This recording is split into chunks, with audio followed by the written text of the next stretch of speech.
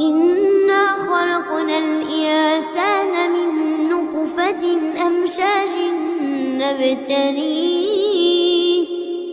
فجعلناه سميعا بصيرا